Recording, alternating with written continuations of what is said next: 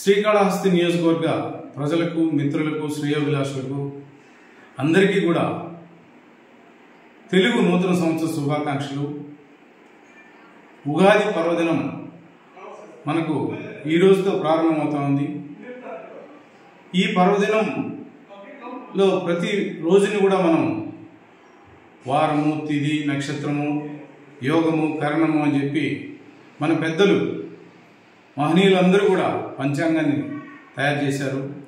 రాబోయే 1000 సంవత్సరాలకు కూడా ఏ రోజు ఏ తిథి ఉంటుంది, ఏ యోగం ఉంటుంది, ఏ కరణం ఉంటుంది, ఏ నక్షత్రంలో ఏ రోజు ఉంటుంది అనే విషయాన్ని కూడా చెప్పగలిగినారంటే అటువంటి మహనీయులు పుట్టిన రాష్ట్రం ఈ యొక్క ఆంధ్రప్రదేశ్.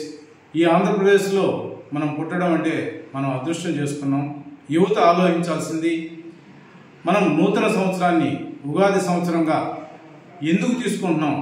ఈ విధమైన క్యాలిక్యులేషన్స్ ఈ రోజుల్లో అయితే వ్యవస్థ అంతా కూడా, టెక్నాలజీ వ్యవస్థ అంతా విపరీతంగా డెవలప్ అయింది. ఈ రోజుల్లో క్యాలిక్యులేషన్స్ చాలా ఈజీ మన దగ్గర ఉన్న సిస్టంతో. అయితే ఎటువంటి క్యాలిక్యులేషన్ లేని రోజుల్లోనే ఆ మహనీయులు మనకు పంచాంగాన్ని తయారు చేశారు. అటువంటి పంచాంగాన్ని బట్టి మనం ప్రతి కార్యక్రమం, శుభకార్యమైనా అశుభకార్యమైనా దేన్నైనా కూడా మనం దాన్ని ఫాలో అవుతున్నామంటే ఆ మహనీయులు తయారు చేసిన దాన్ని బట్టి. కాబట్టి మీకు అందరికీ కూడా ఈ నూతన సంవత్సరంలో మీ రంగాల్లో మీరందరూ కూడా అద్భుత విజయాలు సాధించాలని చెప్పి, ప్రతి ఇంట కూడా సుఖ సంతోషాలతో, అష్టైశ్వర్యాలతో, ఆయురారోగ్యాలతో, మనశ్శాంతిగా. గత సంవత్సరం క్రోధనామ సంవత్సరం, క్రోధంతోనే పాలకులంతా ఉన్నారు.